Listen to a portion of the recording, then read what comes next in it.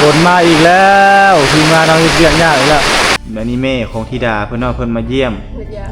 มาเยี่ยมมายามลูกเว้าเบิ่งประทับใจในใดแน่ที่ว่าได้มีคนสร้างคนเฮ็ดให้ใจดีอ่ะเฮ็ดให้ก็ดีนี่คือเรื่องเฮียทุกคนสบาย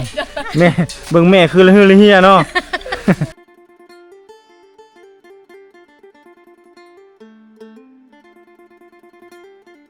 สภาพดินฟ้าอากาศพี่น้องยามนี้โอ้ยเนาะ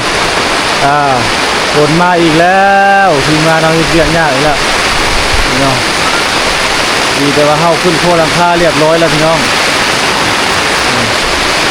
ฝนตกหนักฝนตกแห้งๆเลยเนาะแล้วเฮาจะมีบ่อนอยู่นี่เปียกหมดกับสร้างอุ้มนี่ดูน้าก็ย้อยมันหัวมาเลยหลังคานี่ลงจุกๆเลยเอาเก็บครับเข้าไม่ได้เฉย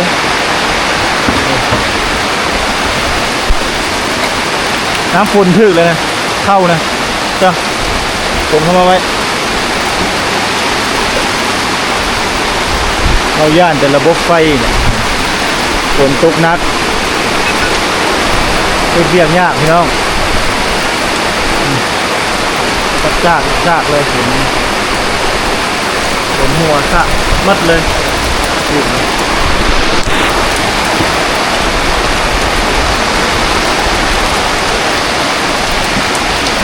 มีบอลอยู่เลยพี่น้อยฝนตกกับสร้างมุ้งให้พากันครบอยู่แล้วดูกันนอนนี่แหละเฮ็ดเฮือนหน้าฝนเราต้องได้ค่อยๆเนาะเพราะว่าฝนมันตกแห้งฝนลมมาแห้งอยู่ดี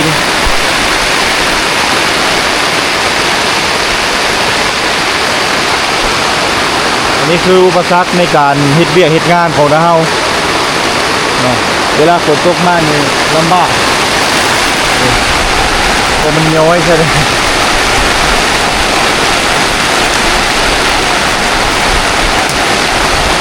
ทำบ่ได้เปียกหมดคือกันนอนหมดเจ้านึงเอาเข้านึง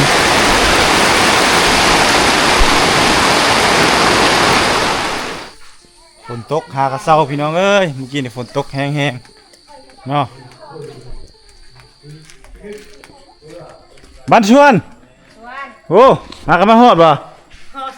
ฮะสบายดีนี่ไม่เท่าได้นี่เนาะแล้วบอกลูกเคยนี่2-3คนเลือกเอาผู้ใดผู้ใดก็ได้อะไรก็ได้บ่เอาผู้ใดก็ได้บ่เลือกเอาผู้ใดก็ได้บ่เลือกบ่มาฮอดแต่เช้าบ่ได้1 โมงโอ้ผัวก็มานะบ่ผัวก็ยังเข้ามาในพี่ไปได้เฮือนลูกสาวงามบ่เฮือนลูกสาวนะงามบ่งามแต่ขอบใจหลายๆงามแต่ขอบใจดีเลยงามขอบใจหลายๆเพิ่นว่าเนาะแต่เฮ็ดนี่ได้มาเบิ่งอยู่บ่มีแต่เดียวนึงเทื่อเดียวนี้หากมานี่เนาะค่าเวียกไปเฮ็ดหยังเสียหญ้าเสียค่าเนาะสองสาวบ่ได้ออกมาบ่ไปไสสองสาวนะบ่จักโอ้อยู่เฮือนบ่หรือว่าอันนั้นหรือว่าไปเสียหญ้าให้มาแล้วบ่เสียหญ้าให้บ่ธิดาไปเสียหญ้าให้มาแล้วบ่โอ้ยังบ่ทันมาแม่มาแต่โดนแล้วบ่หากะฮอดนี้เจอตามทางนี่เลยทางบ้านโอ้แล้วพามาพี่พาเลยพาแม่มานั่งปูซาดนั่งเลยพาแม่พาน้องชายมานั่งเลยเด้ซาดปูทางบ้านมูดล่ะทางนั้นมูดล่ะมูดอะไรจนเครื่องนั่งตู้หัวกี้ต่อเวลุงจะยักก่อนพอดีเจอแม่ตามทางก็ลัดเอาเลยเนาะลัดเอาแม่เลยนี่แหละนี่เด้เฮือนลูกไปใช้เดี๋ยวไปเบิ้งไปพาแม่ไปเบิ้งงามบ่ผักบ่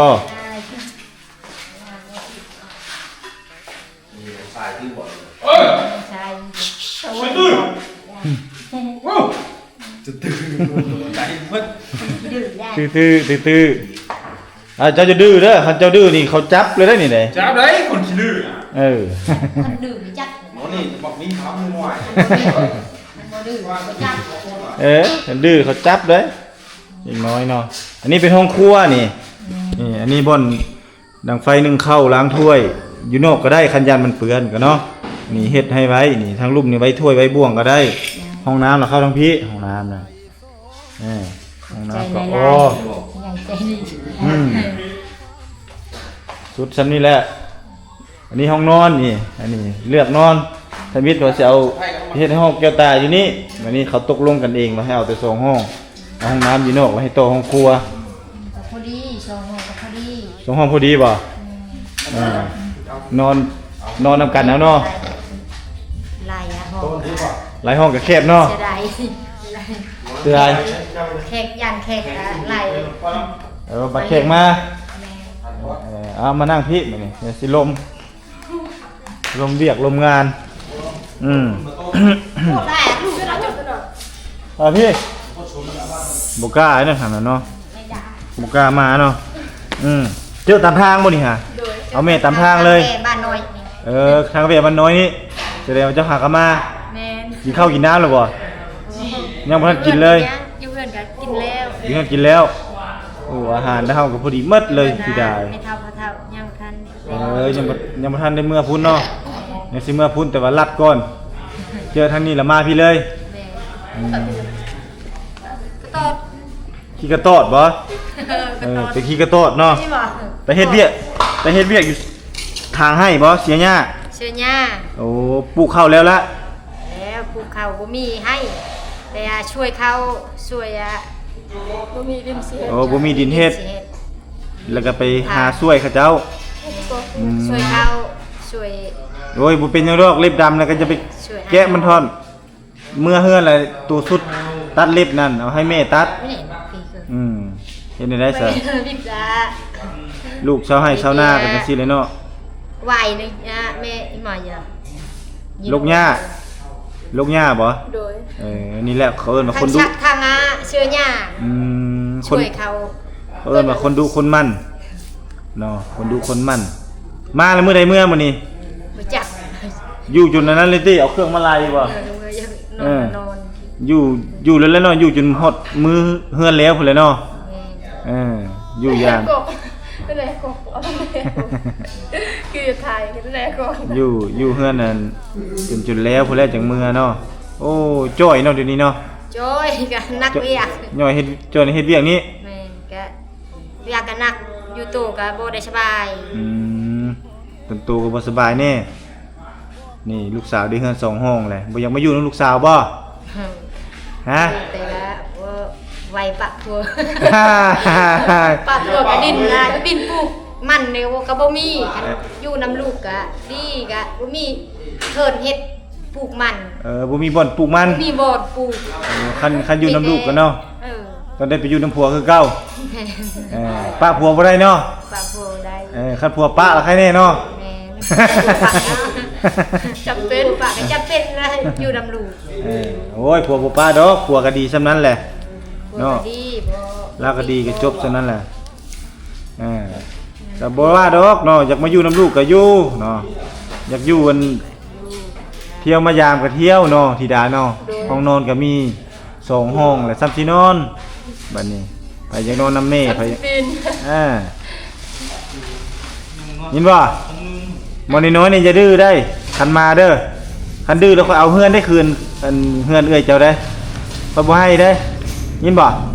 มาเข้าใจบ่ภาษาลาวบ่เข้าใจเนาะเร็วเลยเนาะตะดังเลยเนาะ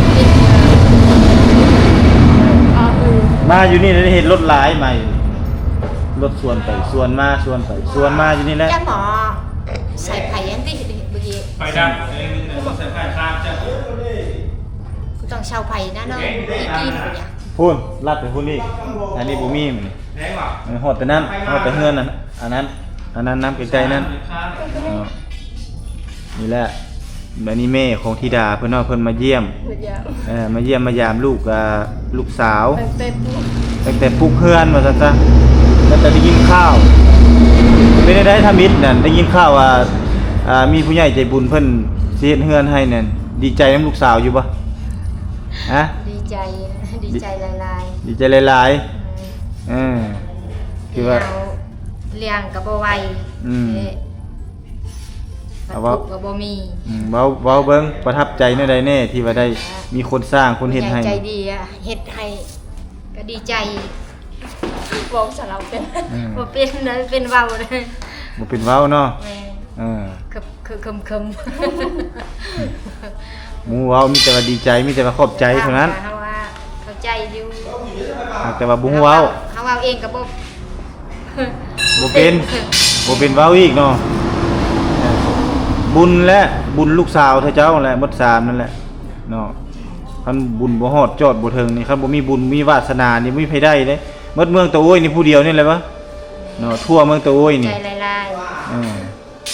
กบปะ คนแรกอันนี้เนาะคนแรกเนาะคนแรกของ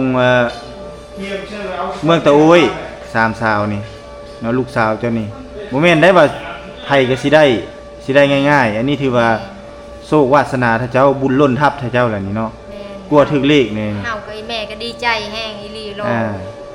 นั่นแหละมีเงินมีซานอยู่สนิหลังนี่บ่ธรรมดาได้ราคานี่เนาะ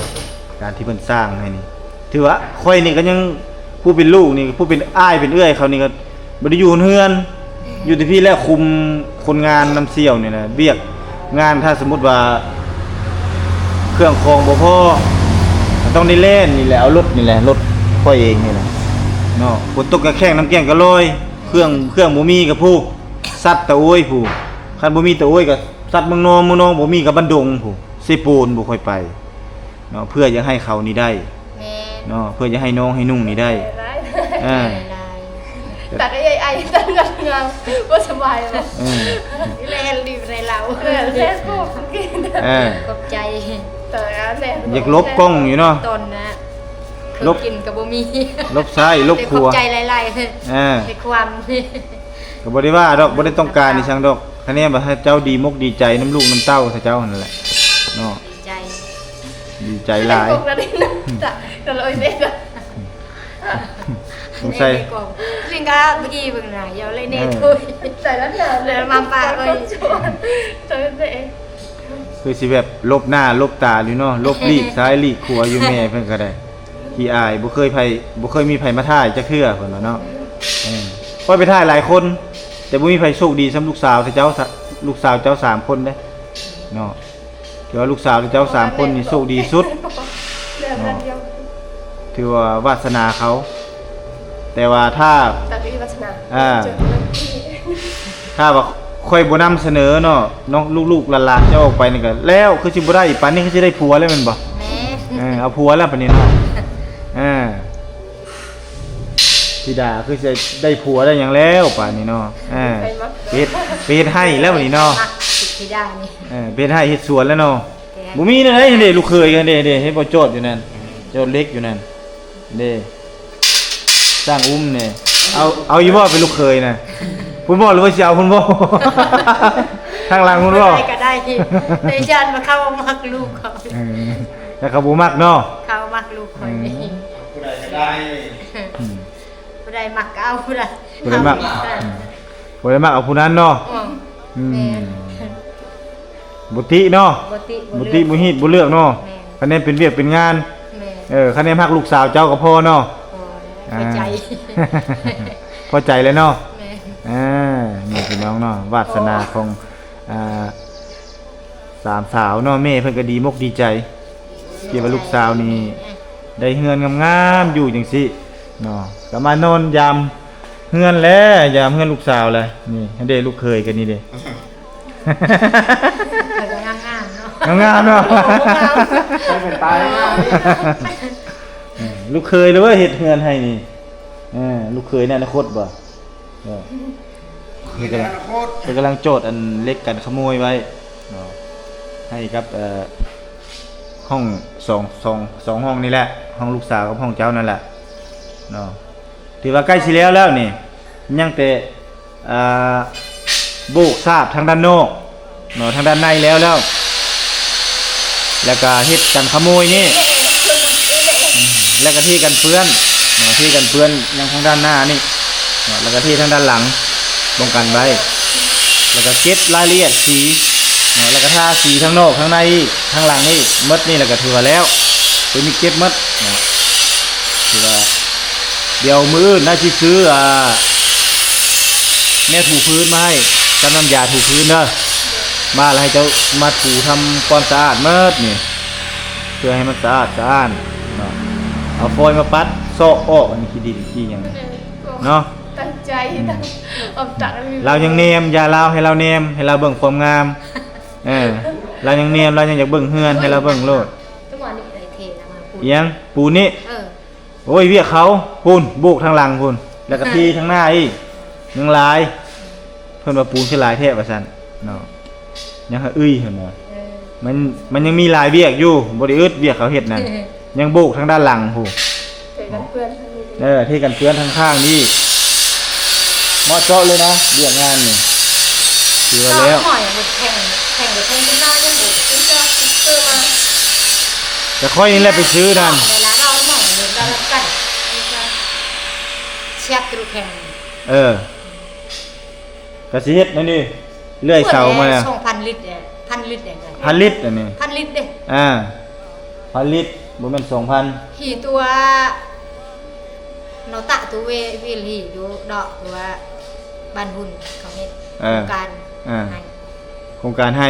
4,000 ลิตร 4,000 ลิตร 4,000 ลิตร ใช้หมดบ้าน ชีแผ่นได้ขิบแสง ใส่หมดบ้าน ใส่หมดบ้าน กลุ่มเนาะ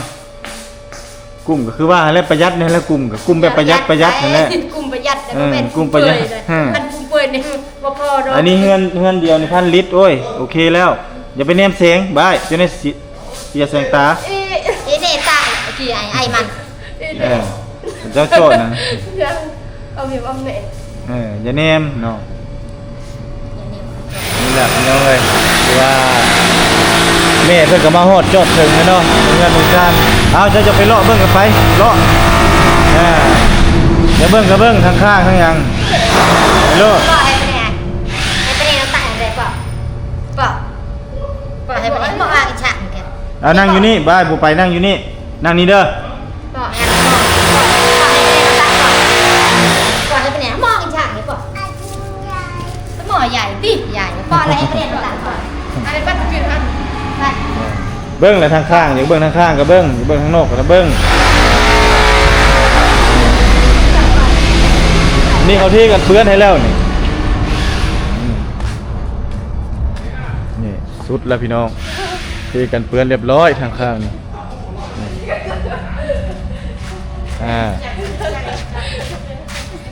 พาแม่เบิ่งเลาะเบิ่งนี่แหละ ไอ้ไปเนี่ยตายป่ะ ที่กันเปื้อนเรียบร้อยแล้วนี่ฝนพระบางนึงนี่นี่นั่น เจอกันโครงการคำคุณขโมย อันนั้นสั่งอุ้มยังสิจอดอยู่ตัวน่ะจะได้เพิ่นหักจอดดอกเพิ่นสิเฮ็ดให้แล้วมื้อนี้แหละนี่ก็มื้ออื่นน่ะเพิ่นคันฝนบ่ตกเพิ่นสิสาดทางนี้อีกนี่เพิ่นสิโบกมาได้ทางนอกนี่ก็ได้โบกมาได้ตีนนี่ก็ยังสิเก็บน้ำเก็บหมดอันนี้สีนี่คือวัฒนา ดินเจ้ามันแคบเด้นี่ดินลูกสาวเจ้าซ้ำนี่ซื่อๆนี่เห็นบ่เขตลักนี่ซื่อๆหมด ให้แน่ คันเพิ่นให้เอาอีกสิจัก5 เมตรสิพอดีนี่ทางหลังนี่ก็จำเลยน่ะขนาดบ่อนสิขุดอันบ่อนห้องส้วมน่ะก็ยังบ่มีเนาะจำกัดแฮงอีหลีดินนี่ก็ได้เนาะว่าทางพุ่นผัดคันสิโตโทไปก็ได้บ่ได้ผัดทางพุ่นผัดอนาคตเพนอนาคตไปจนได้ผัดอยากเจาะน้ำบาดอกบาดาลยากอีก เนี่ย นั้นได้ก่อมันนี่ปัญหาเนาะที่ว่าหลายคน FC บางทีอาจจะบ่เข้าใจว่าเป็นหยังคือ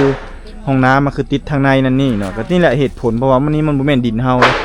เนาะเขาแม่นดินเฮาใครแน่แหละอันนี้เขาสิเจาะคอไปเจาะไปดินหมู่น้ำเสียเนี่ยเปื้อนหมู่ก็บ่ให้เจาะออกไปเอ้ยแต่ซ้ำนี้ยังพอแห้งแหละแม่นบ่อันนี้ยังพอแห้งแล้วมันยังเกรงใจหมู่แล้วนี่เฮาขอซื้อน้ำหมู่เด้ 2 เมตรมีกันยังไง ขอ2 เม็ดหมู่ยังบ่ให้นี่แหละซะแล้วซ้ำนี้แหละเนาะเอาย่างอ้อมทางหลังเลยบ่ไปย่างไปเบิ่งทางหลังพุ่นละ ปากถึงกัน ตุ้มยายมีกี่คนละโทรศัพท์ เงินหลายเด้เนาะเต็มถุงหมดนั่น ตุ้มยา นี่แหละทางหลังอันนี้ยังสิเทไหมนี่ตัวนี้ยังสิเทหมดนี่เทอ้อมนี่เทฮอดนี่ฮอดเขตดินนะเจ้านี่เอาขึ้นให้มันสูงๆแล้วเทอัดเพราะว่าเวลาฝนมันมาแล้วมันสิยาดไปเด้ให้เขาเจ้าเฮ็ด ทะเลเทน่ะมัน ไปพุ่นเลย ของก็ลึกหลัง พุ่นแหละให้ไปสุดพุ่นเลยอันนี้มันเป็นดินเขาเลยเด้สุดเลยพี่น้องเอ้ยนี่แหละห้องน้ำก็สิประมาณนี้อันนี้จะได้เขาเจ้าสาบมืออื่นแห้งงามแห้งโอเลยโอมามเลย จะหน่อยครึ่งหญ้า ไป เฮีย ของลูกสาวเจ้านั่นแหละปลูกนั่น เครื่องหนาวกู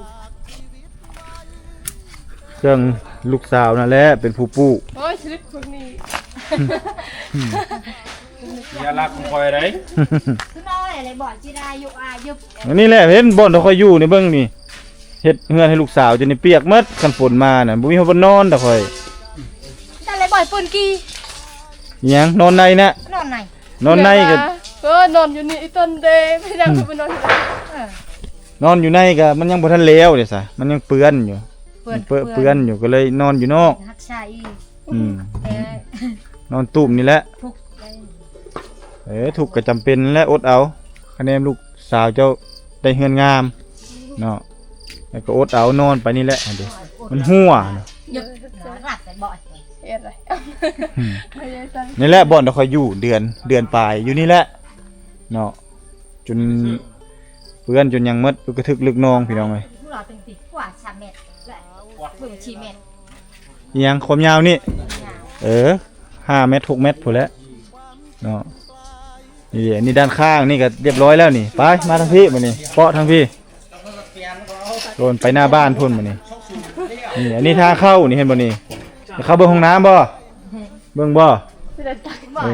ไปทางพุ่นแล้วอ้าวไปให้เราไป ไม่ได้ว่าให้ไม่ ไปเลยพุ่นพี่ดาหัวแม่อยู่ไปทางใดเนาะนี่เนาะวะ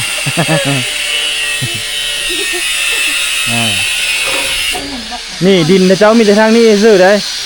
นี่แม่ละว่ามันแคบแม่นบ่ดินนี่ก็มันนี่ แล้วดอกแล้วนั่งก็แต่แม่ ห้องน้ำนั่นมันอยู่นั่นต่อไปนะมันสิอยู่ว่าบ่ให้ห้องน้ำบางเทื่อคันมีผู้ใหญ่ใจบุญเพิ่นช่วยตัวหน้า5 6ก็สิอยู่บ้องนั้นก็ค่อยยามเบิ่งน้ำนะนี่นั่นแหละมันจังปัญหามันจังบ่นยากน้ำห้องน้ำนั่นมันเฮ็ดหยังบ่ได้นี่เนาะโอเคนี่ก็นี่น้อยเดียวนึงแม่นล่ะวะออกมานี่ทางด้านนอกนี่แถวนี้พอบ่มีน้ำนี่คันสิเฮ็ดห้องน้ำอยู่แถวพี่มันเป็นไปบ่ได้แม่นบ่ตูบนี่ก็ต้องได้ม้างเฮ็ดไม้แม่นบ่เฮ็ดไม้งามๆเด้อพอได้มีบ่อนพิมพ์ต้องได้เฮ็ดก็พอมีบ่อนถ่ายคลิปตอนหน้าต้องได้ถ่ายคลิปเด้ต้องได้ถ่ายคลิปต้องได้เฮ็ดคลิปเฮ็ดนั่นเฮ็ดนี่เนาะต้องได้มีตูบเด้มุงหญ้าพร้อมเด้อมุงหญ้าหาใบหยังก็ใบเชยบ่ใบหยังอ่ะ หลักใบหญ้า ไปเนี่ย ใบนั้นมาเพื่อจะอันนั้น หลัก มาย่าออกมาพี่บัดนี้นอกๆพี่เอามาสัมภาษณ์ทางพี่มานี่วางนี่วางจกนี่มายืนนี่ละวางนี่ละยังมาอีกวางจกพี่วางหมดจกพี่อ้าวกอดแม่ดูนู่นน่ะอ้าวใกล้ๆอยู่ใกล้ๆแม่อยู่ใกล้ๆแม่เฮ็ดละ จะอยู่เนี่ย จะได้เลยอยากทุกคนสบาย แม่เบิ่งแม่คือละฮือละเฮียเนาะ คือคนบ่สบายเนาะ ไม่ใช่บ่โอเคไม่ นี่อันนี้คือแม่กับลูกพี่น้องเนาะเพราะว่าแม่นี่ทั้งจ้อยทั้งดำทั้งนี่นึ่งทุกเวียกสองมาก็คือความงามให้ลูกมาแล้วแม่นบ่แต่ก่อนกับแม่ก็งามแล้วนี่บ่ แม่ งามแม่งามที่สุด งามที่สุดเนาะ โดย งามที่สุดในโลกเนาะ โดย ตอนเจ้ายังสาวเจ้างามคือไผเจ้าคือไผเอาเจ้าคือไผตอนยังสาว จะคือวัฒนา คือวาสนาบ่คือวาสนาหรือว่าคือธิดา ไม่ถามว่าแม่งาม งามบ่แต่ก่อน โดย โอ้คือไผงามคือไผบ่ฮู้บ่งามคือวาสนาคนดำเกี้ยงวาสนาเด้ สเปคต่างประเทศเนาะนี่แหละบ้านของลูกสาวแม่เพิ่นพี่น้องงามๆเลยเนาะคือว่า แม่เขาจะใส่บ่ได้ เนี่ยก็ ให้ใส่บ่ได้เบิ่งเพื่อน ไปใส่บ่ได้เนาะ งงไปแล้วเบิ่ง มึงนั่นมึงนี่เนาะมันงามแฮงเนาะเอาประตูม้วนลงให้เวลาเบิ่งดูนั่นประตูม้วนแล้วยังบ่ได้เห็นนั่นน่ะใด เบิ่งบ่ประตูม้วนนั่นไปไปเบิ่งประตูบ่อนอัดนั่นบ่อนล็อกบ่อนหยังนั่น อยากเพิ่นโลดอันนี้ลูกเคยก็เร่งขนาดเนาะลูกเคยเนาะแม่เฒ่ามาเฮ็ดตีเฮ็ดเล็กดังๆตึ้งๆต่างๆอีกเด้อันนี้จับอันนี้จับเบิ่งพี่ออกมาเบิ่งทางด้านนอกพี่แม่เห็นพี่เจ้าก็ออกมาทางนอกเลยพี่ดาออกมานอกพี่ปาโลดปะออกมามัดสองนี่ดึงนี่ดึงนี่ก็ได้นี่จับนี่ลงคลึบมันบ่เลื่อนดอกนี่เห็นบ่นี่ตัวนี้ยามันตัวนี้เอาลงประจำก็ได้ตัวนี้มาเกาะอีกมาพี่ดามาเกาะลงเกาะข้างกลางเฮ้ยย้ำมาข้างกลางดึงลงเลยดึงลงมาดึงลงจนสุดดึงสุดเลยยามันบ่เป็นหยังมันบ่เป็นหยังดอกยันพีแล้วมันบ่เป็นหยังตัวนี้เนาะก็เขาอีกปิดหน้ามาหากล้องพี่เสร็จยังได้งามบ่ประตูนี่เห็นบ่ประตูนี่คือว่าสร้างมาแต่ตะโอยบ่ได้นี่เนาะคือว่าความงามเป็นเฮ็ดให้ละเอียดละโอพี่น้องเอาขึ้นได้นี่เอาขึ้นเอานั่นเกาะไว้เด้อเด้งนิ้วคนนี้จุดสุดปลายมือคุณนิ้วขึ้นค่อยเอาขึ้นนี่โอเคเอาตัวนี้มันนี่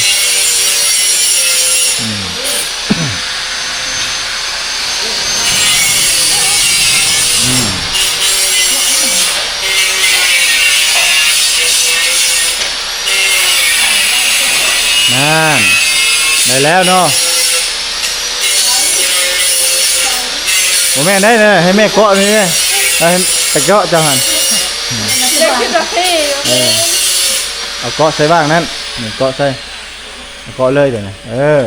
นี่มันมีหูมันเกาะอยู่แม่กรึบเขานั่นเรียบร้อยเนาะแล้วเป็นบ่งามบ่เลี้ยวซ้ายเลี้ยวขวาอยู่เนาะสงสัยนั่นแห้งอยู่ใกล้ๆแม่พุ่นแล้วจะไปเบิ้งเอาพาแม่ขอบบุญขอบคุณผู้ใหญ่ใจบุญแน่หลวงตาเขาเนี่ยเอานบเบิ้งนบมือนั่นนบจังสินบคืนขอบใหญ่ใจบุญเอาค่อยคือว่าเอาว้าวขอบคุณ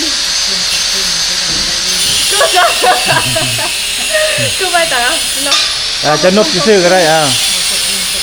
คุณยายลุงตาชิวเอาดังๆแม่เอ้ยมาลิตาชิวลุงตาชิวตาชิวบ่ได้ยินบ่ได้แจ้งเอาดังๆได้เด้อคิวดูลูกหลานครับยันดูลูกหลานทั้งสามคิวดูเป็นลูกหลานทางการขอบใจหลายเอาตอนนี้ก็ได้แล้วบ่เป็นหยังลาเว้าบ่ได้เนาะบ่เป็นหยังอันนี้ก็คือแม่ของน้องธิดาเนาะส่วนหลายเพิ่นบ่ค่อยได้เข้ากล้องนำกับว่าแม่แล้วก็บ่ค่อยได้เรียนรู้เรื่องแบบนี้ส่วนหลายตีเรื่องไปให้ไปหน้าไปสวนเรื่องไปเฮ็ดเวียกนักเอาเบาสู้อยู่กลางแดดกลางฝนนั่นแหละแม่นเพิ่นได้หมดแต่เรื่องคำเว้าคำว่านี่บ่ค่อยถนัดปานใดเนาะจังใดก็นี่แหละเรียนเว้าบอกสอนแม่ไปนำเนาะเพราะว่าหาผู้ใหญ่ใจบุญหาคนใจดีหาคนซัพพอร์ตหาคนที่ว่าจะมาช่วยเหลือเนาะสร้างเงินสร้างซ่านจังซี่มันบ่ได้มีง่ายๆเด้แม่เด้อเนาะยังรักษาบุญคุณงามความดีเจ้าไว้และสิ่งสำคัญก็คือต้องขอบใจพ่อเฒ่าแม่เฒ่าแล้วก็ขอบใจเจ้านำเนาะที่บอกสอนที่เลี้ยงดูลูกเต้าเจ้านี่ให้เป็นคนฮู้ผู้ดีเนาะให้ฮู้จักความเนาะจึงเฮ็ดให้มีมื้อนี้จึงเฮ็ดให้หลวงตาแล้วก็หลายๆคนนั้น FC ทางภายในและต่างประเทศเอ็นดูน้องนุ่งลูกหลานในจนเฮ็ดให้มีเฮือนมีรถมีดินมีหลายๆสิ่งหลายอย่างเนาะมีหมดทุกอย่างแล้วตอนนี้เนาะยกเว้นผัวผัวยังบ่ทันได้ฮะผัวบ่มีก็ได้บ่มีเฮือนแล้วบ่ผัวก็ได้บ่โอ้วันนี้สร้างอุ้มนี่เครียดแล้วน่ะเนาะอ้าวคือบ่เฮ็ดอันนั้นเฮ็ดต่อเด้รอย่อซื่อเนาะเอ้าโอเคก็บ่มีหยังหลายท่านผู้ชมเนาะคลิปนี้ก็เป็นคลิปที่แม่ของน้องสาวเพิ่นมาเยี่ยมมายาม เนาะก็ถือว่านี่แหละเพิ่นเฮ็ดตัวบ่ถูกจักสิบิดทางซ้ายบิดทางขวาจักสิทางหน้าบ่ทางหลังเนาะอ้าวพบกันใหม่คลิปหน้าสำหรับคลิปนี้ขอลาไปก่อนนะสบายดีน้องธิดา สบายดี อ่า บ๊ายบาย บายลูก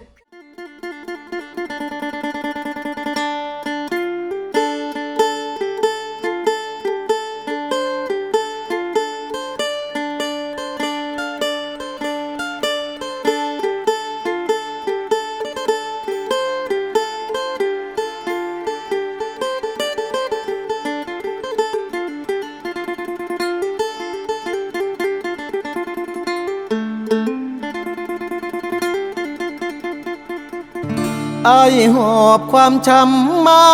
เซละนองหลายปีมนมองจากสาวไทยเศร้าใจรำพันน่าเป็นเหตุเฮ็ดให้เฮาต้องพลาดจากกัน ด้วยพ่อแม่เจ้านั้น บอกบ่เอาลูกเคยคนจน มาพ่อผู้สาวชนเผ่าตะโอยเจ้าเอิญจะโดยง่อยเด้อชื่นใจเหลือล้น เธอชื่อธิดาสาวชนเผ่าตะโอยหน้ามนหอยยิ้มจิ้มใจอ้ายล้นเหมือนนิมนต์มาจนละเมอ สาวเซละนองบ่าวไทยสองใจพันผูกความเจ็บกลายเป็นความสุข หากันแต่วันแรกเจอ สาวเผ่าตะโอยชื่อธิดาอ้ายหาเจ้าเด้อขอบใจหลายเด้อคนดีที่หาพักอาย ขอฝากชีวิตไว้เซละนองทุกความมนมองฝากเธอช่วยเป็นยาใจ ขอบคุณความเจ็บที่นำพามาพบสามวัยจากนี้ทั้งชีวิตอายมอบให้เจ้าสาวงามตะโอ